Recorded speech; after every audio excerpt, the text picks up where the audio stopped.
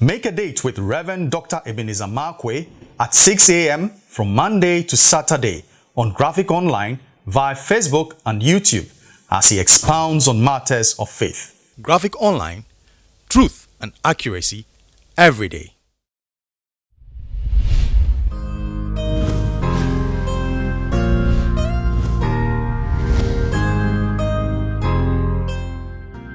This is Rev Dr Ebenezer Markwei of Living Streams International, bringing you matters of faith with Graphic Online. Living Streams International, we meet behind the trade fair behind Zenith College on Sundays in the morning and for our midweek service on Wednesdays in the evening. Now, this morning I'd like to capture my thoughts and call it fake realities. I remember many years ago, a son of mine, that is a spiritual son of mine, called me all the way from the United States and said, "Daddy, I've just bought you a Rolex watch." I mean, whoa. I mean, hey, this lad boy, he get a Rolex watch. I was on top of the moon. And, I went and he brought it down, and then he was telling me how much it was selling. And I checked on the internet and I realized that, oh, wow. I mean, boy. And, you go everywhere, and then when you wear the Rolex watch, when you're talking to people, and there's, oh, I just came, and all the things that come with it.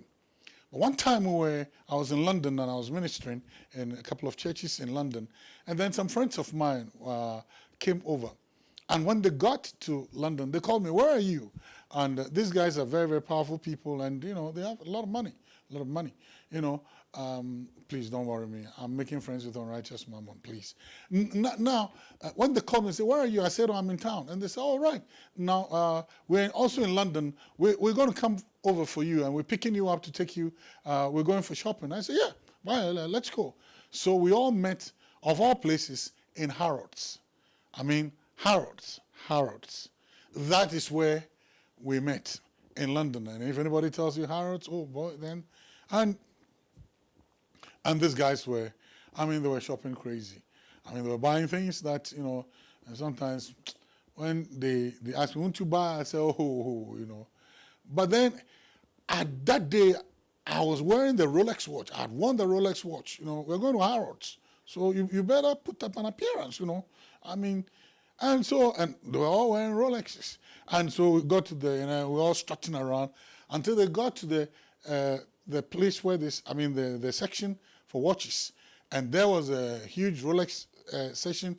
When you get there, they would invite you and give you coffee and all those things. Then, they went and bought a couple, and that was very, very, very expensive. And I must be very honest, there's no way whatsoever I'm going to, because the amount of money they spend there can buy a whole house. I mean, that's bottom line. Can buy a whole house and can buy a major car. When I say major, some cars are minor, some cars are major. But, I was wearing the Rolex watch, and, all of us were feeling very proud and walking. Then I got to one of the boxes that was selling my particular kind of Rolex watch. Then I got near, I looked at mine. Then I looked into the box. I looked at mine. I looked into the box. I looked at mine. Then I looked into the box again, and I realized that something was wrong. And it was very, very simple. You know what was wrong? I realized that the ones there that mine was supposed to be depicting, mine was not the real. Mine was the fake. I mean, so I looked there and I looked there. Nobody. I just said to myself, "Oh boy." Now those who know and they might see me, they will say, "He's wearing a fake this thing." So I pretended I was putting my hands into my pocket and quietly removed my Rolex and put it in my pocket and walked away. I think one of them noticed it, but couldn't laugh. And it was a very embarrassing situation for me, because I'd always walked around with the idea that that's the real thing, that's the real deal. It only took a moment where I met the real for me to recognize that all along I had the fake.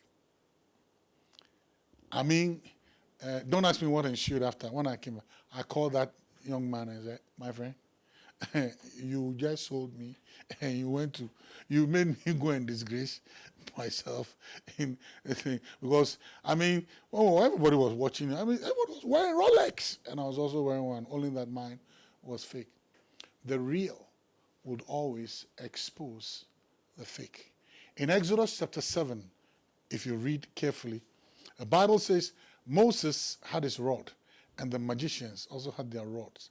Now, the magician's rod had ruled Egypt for a very long time.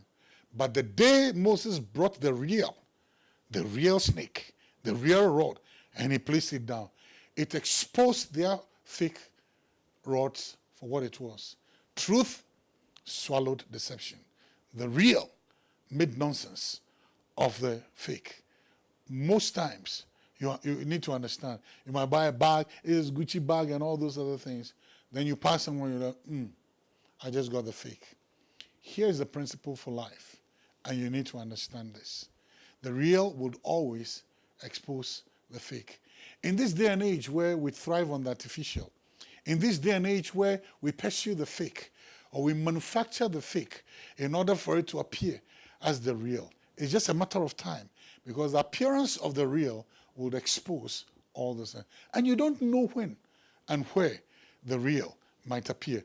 The magicians of Egypt, their rods had ruled Egypt for a long time in deception and ensconced Egypt in the womb or in the cocoon of deception. It just took one rod from a Moses who came to town, and it exposed all of them. The real would always expose the fake, and it's just a matter of time. Pursue the real. Don't go for the fake. Pursue the real. Because with time, you'll be exposed. Like my Rolex watch was exposed. I hope you're not laughing. The real and the fake. They will work together for a while, but the real will swallow the fake. It's just a matter of time. Go for the real. See you later.